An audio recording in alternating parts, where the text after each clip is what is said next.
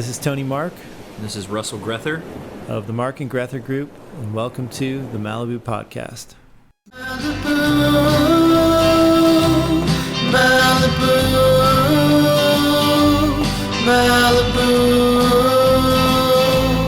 Malibu, Malibu, Malibu, Malibu,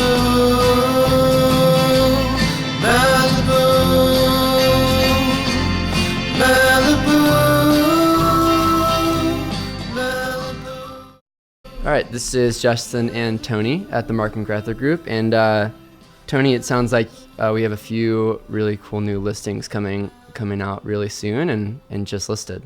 Yes, indeed we do. We're super excited about a off-market exclusive we have on Broad Beach Road right now for $15,995. It's a beautiful redone Cape Cod on an extra wide beach lot and multi-level with a commercial elevator, sunrise to sunset views, really amazing ocean views from every level of the house, and great condition, big square footage, and you can only find it as a Compass coming soon. We also have a new listing that is on the market in the Point Dume Club, beautifully redone, designer appointed unit number 40, which is on the market, asking $875,000, 3-bedroom, 2-bath, with an additional super cool studio that has just been built out, and it's about 1,900 square feet, and also has one of the best space rents in the Point Dume Club, which is $1,869. So those are two of our exciting new listings. Great.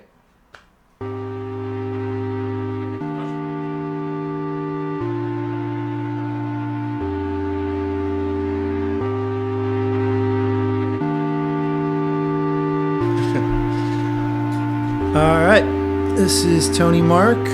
Welcome to the Malibu Podcast. My friend Zack, Tenney, who is joining us for part 2 of our Chartwell Escrow Cybercrime podcast.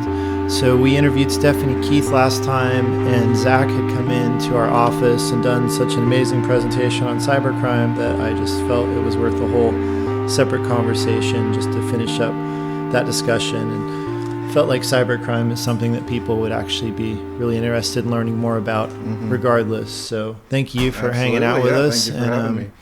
Yeah, take it away. You know, I was so enthralled with your presentation. I'd love you just to essentially do what you do and tell us, the same info that you had in the presentation. Absolutely, happy to. And, I did these presentations at this point, I think 5 different offices and got the same feedback. And I think it's really because the reach, obviously it's prevalent in our industry, but this specific information applies to everyone's personal life as well. I mean, I've had agents come up to me since then and be like, oh, I really enjoyed your presentation. I even noticed it coming in my personal Gmail for my bank accounts. But cybercrime, fraud, phishing, hacking, it's pretty much prevalent. I mean, if someone like Equifax can be hacked, I mean, that's a major credit union, then so can the average person's Gmail account. So right. That's really the strength in the information here. This one just tends to be geared towards our industry and what we're dealing with. So, some of the data from the first presentation was the most recent data from 2015 to 2017 showed that fraud scams directed specifically at our industry rose 1,100%. And for perspective, that was 2015 to 2017. These numbers compared to the last 2 years, I'm sure, are rising at an equal rate, if not even more so. Every time we develop a sophisticated, prevention measure, they come right back at us with another one. I mean, there's companies overseas where people get dressed up and go to their 9 to 5 like we do, and they're just trying to steal money from people. So I read a book when I was in Indonesia a few years ago. I was on a surf trip just out in the middle of the ocean on a boat for a few weeks, but there was a book on cybercrime that I spent, better part of 2 weeks reading. And they said exactly that, that they could tell by the crime waves that they could actually watch and see that there was huge drop-offs for, the weekends, and then it would pick back up on Monday, and it was a job, it was people literally clocking in and working their hours, and that it had become a profession. Which really is the scary part about it because of how much information they know. I mean, every given day, I'd say a few days throughout the week, I get an email from what looks to be my boss, Vince Foley, trying to urge me into doing something. Hey, please provide your cell phone information immediately. And they're trying to get me to react. But when you think about that, that's someone who knows my company. They know who my boss is. They know I'm an employee under him. And they're trying to get me to call them and get in my personal information, my cell phone number, and just kind of act irrationally. And that's kind of the center around all of it. They're trying to get people worried, and I'll get into some examples of that as we go along, but unfortunately it's been very effective. FBI data losses from 2016 to 2018 show more than 1.6 billion alone in the United States, and this is already an astronomical number, but it's even larger when you consider that these attempts in our industry are coming after the earnest money deposit. So it's not really the big seller's proceeds. I know we're out here in Malibu and you can have a home for $4 million. They're really just coming for the deposit on that, preying on lacks of communication and everything. So when you're talking about getting to that large of a number, just off basically small deposits, chunks of change, it really kind of displays how prevalent it is. I even have a friend who was with the Cybercrimes division of the FBI who said overall there's over $1 trillion missing any given day in our economy. That's bigger than real estate. That extends to everything. I mean, even my mom calls me yesterday, hey, someone opened a credit card in my name. How did they do this? I'm completely unaware. And it's just pretty much everywhere. I mean, we've not to name any companies, but we know some of the larger large-scale retailers and, like we said, credit unions. It can happen to anyone, anytime, and really the only way to prevent it is to be educated and be looking for the right things when they're pretty much attacking you through the phishing. So, is that the main form of crime now? It would be coming from an email where they trying to get people to respond with confidential information, or just literally send money to fraudulent account? So there's actually three main ways, and ironically they work in tandem, but they're also individual. But the number one form is phishing, where they're basically putting as many poles in the water as they can, which, again, ironically, thanks to the increase in technology, as we get more sophisticated, so can their targeting schemes. I mean, they can send out countless numbers of these in any given day, and they're just looking to pick up someone who's unaware. So it all kind of starts with phishing emails. They can be very sophisticated or they can be lightly sophisticated. At this point, companies are getting very educated to where phishing emails are looking as real as possible, and that's where it's getting very dangerous. But, in short, phishing is they're sending you these emails. It can either come from a fake email address, or it can come from a legit email address from someone's account that's already been compromised. So obviously the more illegitimate ones are a fake email address. It'll look like it's from Tony Mark, but it's really coming from an email handle that looks nothing like what your name would be. And those are some of the easier red flags. The problem right now is they're able to learn so much about us that they can send these phishing emails from inside your account. And that's when it becomes a really big problem. Those are called spoofing emails. It's a much more sophisticated way of doing that. So you can imagine if your client sees an email come from Tony Mark and it's your Compass email address, and they even have the specifics of a deal, the address, how much they're supposed to give, and all they do is say, hey, the escrow company needs you to change the wiring instructions for this deposit. Well, without any real education or communication with you, it's really easy to make that mistake. Oh, my realtor just told me to do this.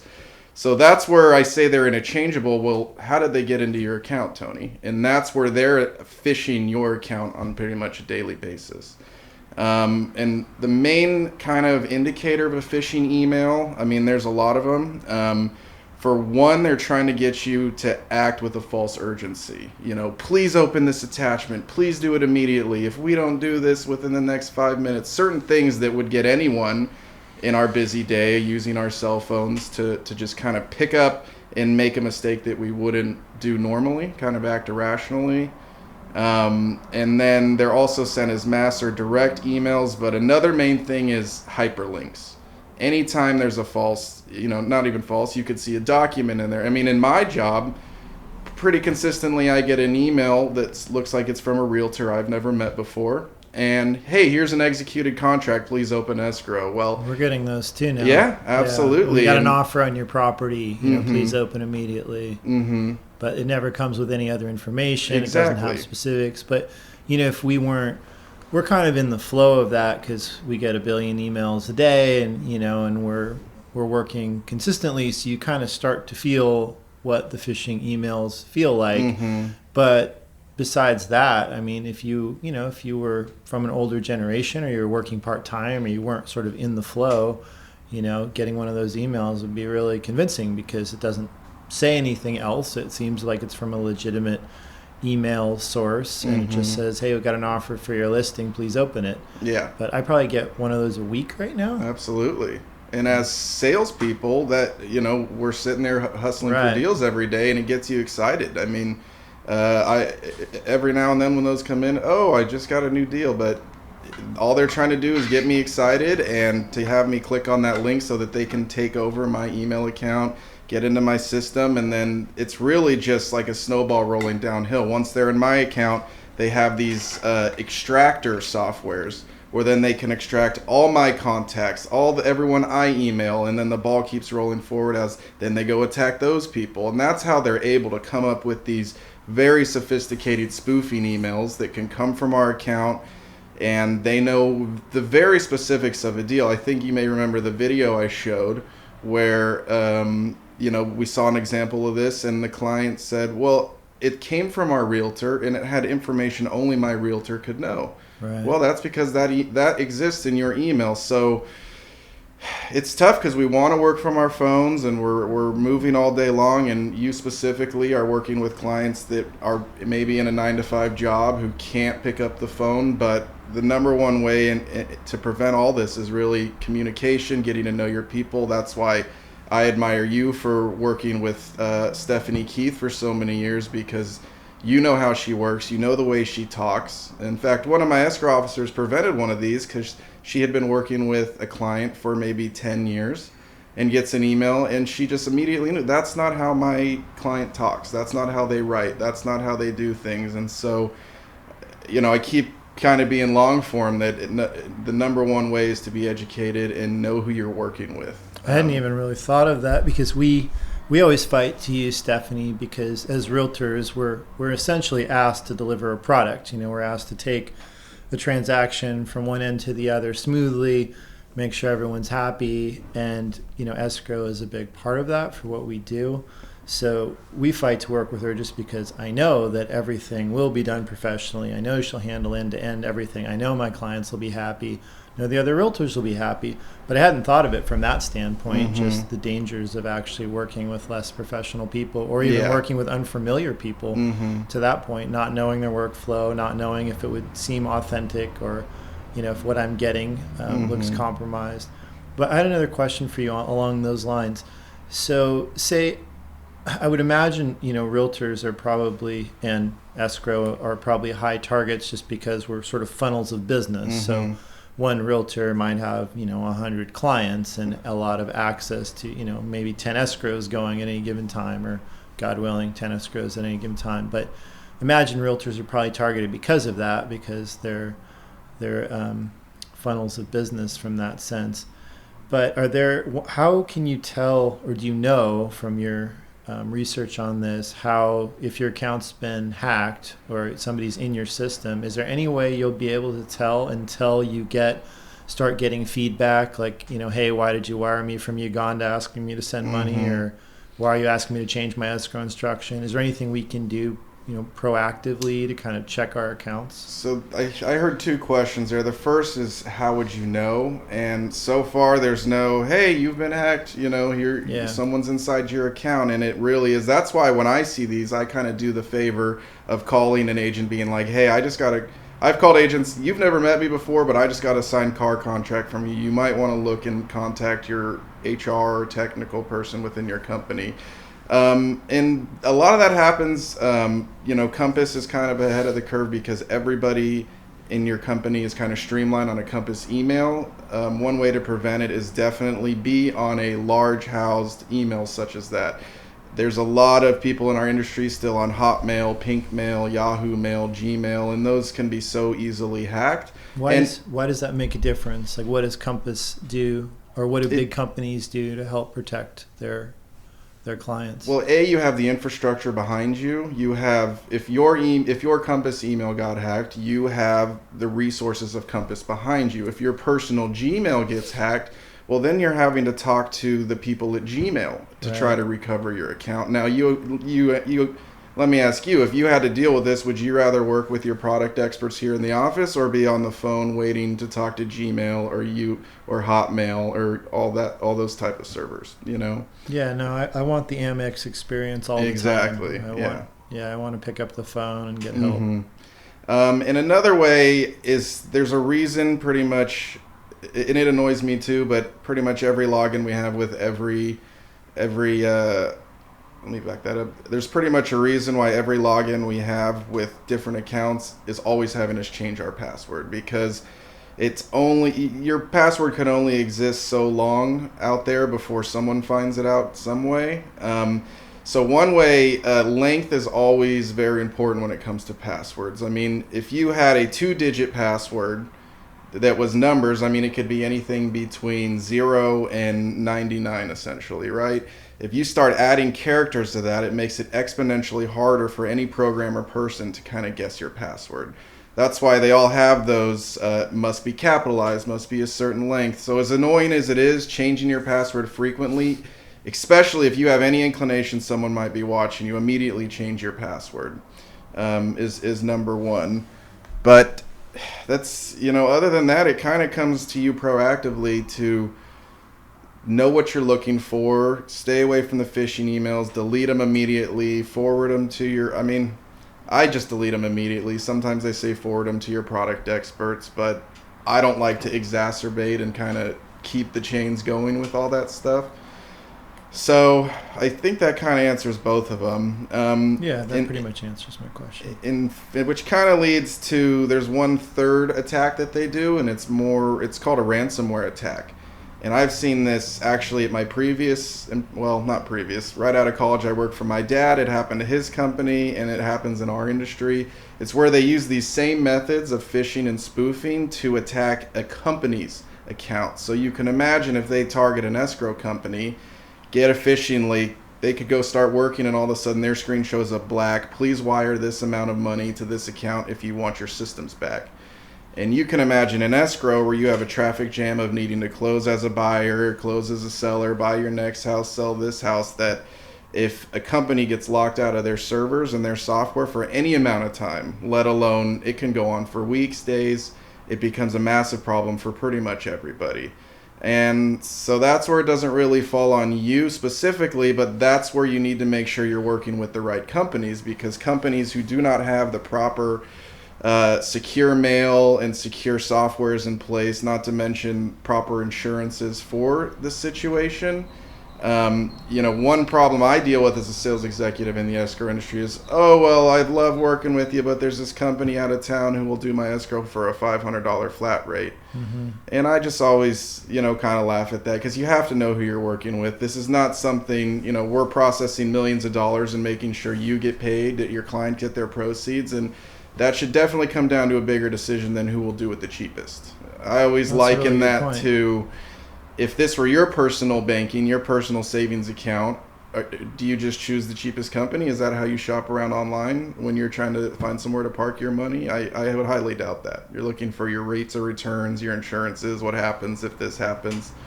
But back to the ransomware, there's a lot of these smaller companies who, it's really just a business ploy for them to get more deals, but escrow is not something you can just give away. It's whether you're working with a buyer or seller, the amount of money being processed by an escrow company cannot be taken for granted. Is kind of how I put it that way. No, that's well put. With the ransomware thing, you mentioned earlier that most of the crimes are happening with earnest deposit money. They're not really going after the main closing transfers. Are there certain dollar amounts that the FBI won't? Is it like anything else, the bigger the crime, the more seriously they're going to look into it. Whereas if somebody's just nipping off, $5,000 here and there, they might not have the resources to go after all those. So I haven't heard any concrete data regarding the number. It's really just a general problem where no matter what the amount is, as soon as that money is gone, it's very hard to recover. You have to try to do a bank recall, a wire recall immediately, but usually by the time you get to it, it's converted to Bitcoin and it's gone, and it's very hard to recover. And then all of a sudden, the finger pointing begins between the escrow company, the real estate agent. Every insurance company wants to find any loophole to get out of there, but there is a method to why they go after the smaller amount. You could imagine if you stole an $8 million proceeds versus a $35,000, well, let's go with $100,000 in our market down payment. There's definitely a discrepancy in pretty much that dollar amount and what's more important. But in any case, I've kind of researched a lot of these. When you call the FBI, hey, this money's gone, specifically with the ransomware ones, I heard a situation, well, our computer's locked out, we need to get back to work today, and they call the FBI, and the FBI is, well, you better pay them. I mean, think about the time it would even take to pull off any type of wire recall or the FBI stepping in to come get your system back. I mean, logistically, and that's what the hackers know. They Did your know. dad wind up having to pay it off? Was it a for the huge most amount, or part. was it? It's happened at different companies at different times. I think in many cases they hold off and they don't pay it, but then you're pretty much at the mercy of your clients, if you get backed up on the closings. How would you have any confidence, even if you did pay it, that your systems are going to go back online? That is another question. Or that they weren't going to just up it again? Exactly. And luckily, I haven't. Luckily, I can't answer that more directly because it hasn't happened to my company or any company I've been working for. My research mainly extends to examples I've heard from others. Mm-hmm. But like you said, exactly like you're saying, it just becomes a situation that you don't want to have to navigate, you just want to avoid, is how I would describe it. And how do we avoid it? By taking it seriously. I mean, this is my 5th year in escrow, and I think I've been educating people on this since basically the first year since I learned how to spell it. And it's funny, 5 years later, it's finally starting. I've been telling people about some of this stuff for years. And just starting this year, it's happened to enough people. There's been enough cases of it to now it's where we're being taken more seriously. But specifically, I'm at a holiday party last night. I have an agent come up to me. I'm so glad I took your class. I see these things every day now that you may not have noticed otherwise because, example I have in front of me, the realtor's name, John Smith at AOL.com. Well, that can easily be changed to John Smilth with an L instead of an I, a capital L, capital I, mind you. And with the tenacity and pace that we're working on any given day, that's such an easy miss. And all of a sudden you're giving, and it doesn't even have to be, it's one thing at a time. Social security number, your cell phone number, which is pretty much tied to any of your accounts and used for two-factor authentication. So it's pretty serious when you consider they're sitting there just building cases against us almost with every piece that they can. Is there more danger from doing business with your cell phone? Is that easier to hack than using a laptop or desktop? I don't think it comes down to the mode in which you're working, other than the fact that it's your mindset on what you're working with, if that makes sense. So I personally, when I'm on my laptop sitting at a desk, I'm a little more tuned into what I'm doing than, none of us text and drive, right? But Never. If you're running around town, you're kind of at a stoplight, it's more like you're more likely to make a mistake because of the size and mobility of a cell phone. I don't think the security measures are much different. Mm-hmm. That's why Apple is so successful, because my laptop and my phone are basically the same device, but it comes down to how much attention I'm paying when I'm using them. And you're using your cell phone, you get an email, then you get a text, then you get a call. That's when it's really easy to make a mistake. Yeah, no, that makes sense. I wonder if there's any difference in Apple used to really pride itself on the fact that it didn't really get viruses, and, because there just wasn't a big enough market. But I wonder now if they've taken such a big market share, if there is more specific focus on Apple products. I couldn't tell you between PC and Apple, other than it just brings to mind the growth in two-factor authentication, which I believe everyone's familiar at this point. Admittedly, it can be super annoying. I got a new phone. I couldn't get into my Instagram account because it had my old cell phone tied to it. And, the first reaction is to kind of be like, oh, this is such a pain. I can't believe I have to do this. But we need to stop and think, wait a minute, this is for my protection.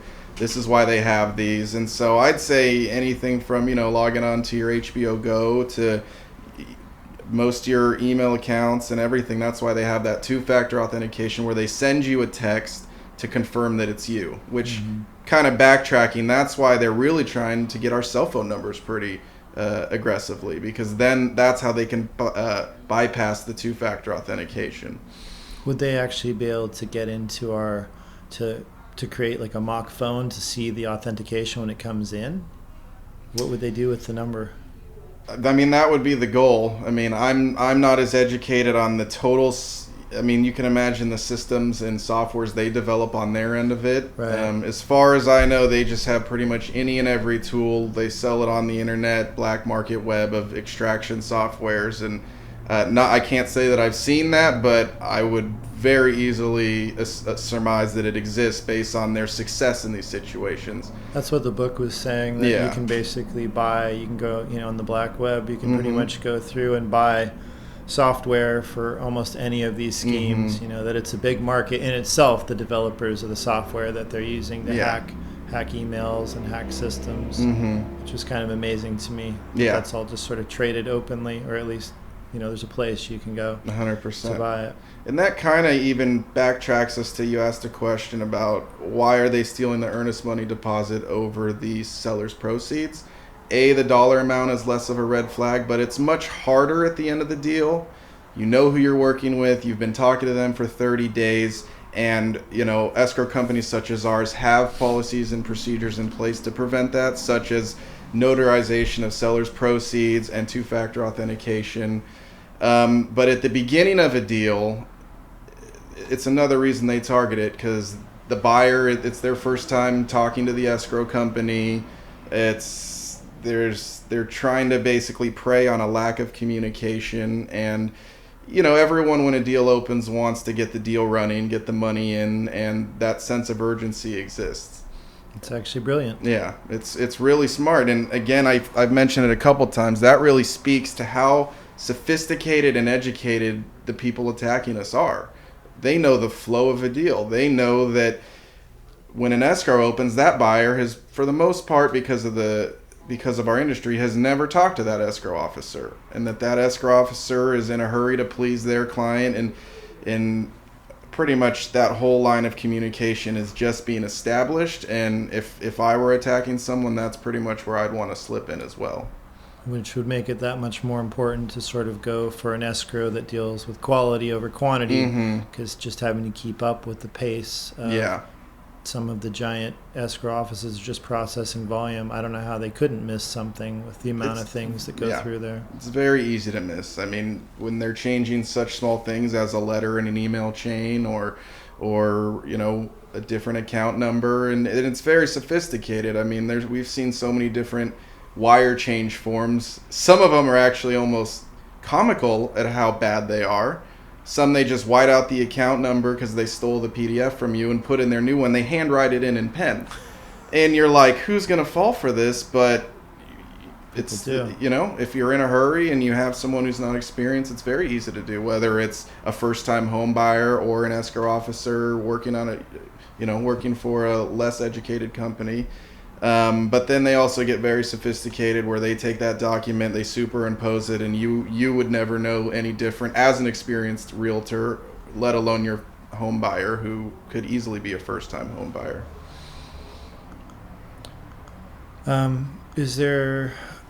Were there other kind of key points in your presentation you thought would be valuable to share? It's really just, I mean, the summary of it, because, there were a lot of examples that can't be seen here on the podcast, but the real summary of it is just don't take any email for granted. Anything can look like a poor example, but for the most part, these examples are getting very, very good.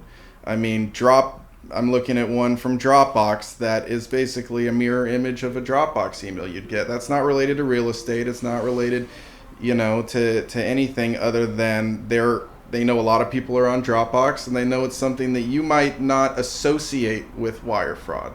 I've got them from Bank of America. Instead of Bank of America, it's Bank of ARNERICA, and that R and an N at a glance is an M to anybody that doesn't have eagle eyes, which I definitely don't. So it's really just having your thinking cap on at all times. Don't take any email for granted, no matter who it's from. Back to where this all started, I get them from my own boss on a daily basis. And luckily, I'm a kind of, I don't want to say veteran, but I'm experienced in my industry and I know what I'm looking for. But if I was a new rep and my new boss needed me to do something urgently for him, I'm probably going to, it's easy to make a mistake in that situation, is what I'm saying. So I wanted to ask too, I noticed that you guys have sort of revamped your whole communication platform, Yes. the way that emails go out and the Yes. way, I assume that's all because of these types of things, just to add security and clarity and Yes. more authentication when anyone's opening emails or receiving things. 100%. You got to be as good as your software. If we have software attacking us, we need software protecting us. So our company switched this year to a new software called Qualia, which you've been working with. Aside from it being very great with our customers and your ability to log up on a phone app and track your escrow at any given time, the beauty behind it is that it's, a hosted platform. Everything is encrypted because you have to log in with your login, with a two-factor authentication, with your password in order to access anything on a deal. So it definitely limits any susceptibility, rather than you working from your Gmail, where all they need is your Gmail login, and they not only have your work information, they have all your personal information as well. So it's kind of just putting things in boxes and putting those boxes away in order to protect pretty much everybody, while simultaneously making it easier for us all to be in touch. So we've been thrilled to go into this new software, and other companies are as well. And I always tell people those are some questions where when you're negotiating escrow, you want to make sure to ask, it's pretty much an industry standard in our market to go with seller's choice for your escrow company.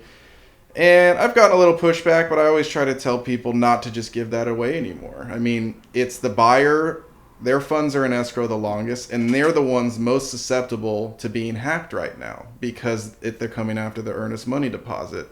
And at the end of the day, no matter which side of the deal you're representing, it's your due diligence as a realtor to get your client in the best situation possible.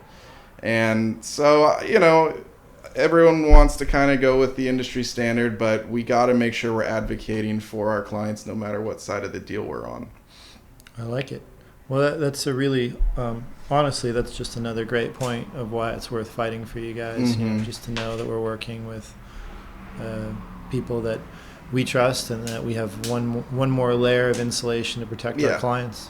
Well, and at a minimum, even just say you're representing the buyer, even just asking the listing agent those questions: who is your escrow company? What software are they using? I'll tell you right now, what are their wire fraud insurances?